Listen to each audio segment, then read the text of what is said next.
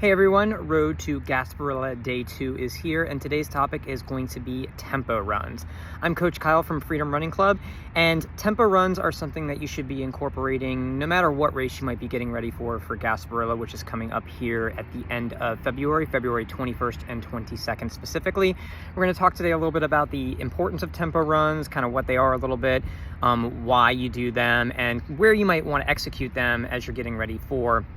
Gasparilla itself. So tempo runs are any sort of medium-paced, continuous, typically runs done. Again, they can be like medium to medium hard depending on the type of race you're getting ready for, and they really should be specific to the type of race that you're getting ready for. You don't want to do a 5K specific tempo run if you're getting ready for, say, a half marathon, but what that really looks like is pretty important for you and how you're going to actually adapt to them, because just like anything else, what you're actually training is going to directly lead to the results. So you want to be really specific in what you're doing. So tempo runs, you're generally speaking going to be doing them shorter and faster for the shorter races. So for, say, like the 5K and the 8K for your Gasparilla races here, you're going to be doing those close to something called lactic threshold, or it's going to be lower than your race intensity, but right around your 15K pace or about your 1 hour pace. That's lactic threshold. So that's going to be some support for those races, although you're definitely going to want to be doing something faster for success in both the 5K and the 8K. If you're getting ready for the 15K at Gasparilla, then lactic threshold is still probably going to be the name of the game for you, and that is really direct support for your race, because that is essentially your race pace. So you want to know what your race pace is for then, and really doing some specific miles right at that intensity. And it's probably going to be a little bit longer just because you're getting ready for a longer race and to hold that intensity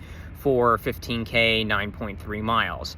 Now, if you're doing the half marathon, things should definitely shift quite a little bit. So the intensity should be a little bit less, and it should be a little bit longer as you're working into your fitness throughout your training. So your half marathon really should be right around, starting at like marathon pace as you're getting started, and a little bit faster. So a little bit faster than that marathon pace, and that's again going to be direct support for your race, just like lactic threshold is for your 15K. So you're not going to want to go out there, and there's reasons why you might do it for the half marathon, but you're not going to do a lot of, say, lactic threshold training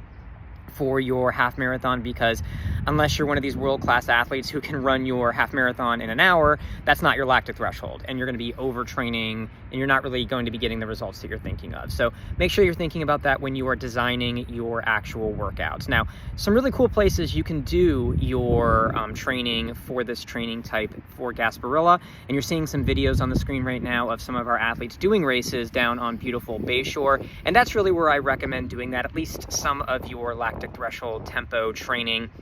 marathon pace training for Gasparilla, because that is where the race is going to be. You're not actually going to be able to run on the road, but you're going to be very close right on that sidewalk there on Bayshore, and you can really get an idea of what it's going to feel like, look like, what the wind's going to potentially be like, and just get a feel for the actual setting itself. So it's a really great opportunity to do that on Bayshore, and again, just get a feeling for, you can turn around on Bayshore if you've not run on it very often and have the wind dead in your face, or vice versa, but it's really nice to kind of get out there and do some of your actual, in the case of the half and the 15K race specific training, or in the case for the 5K or the 8K, some supportive training in terms of tempo running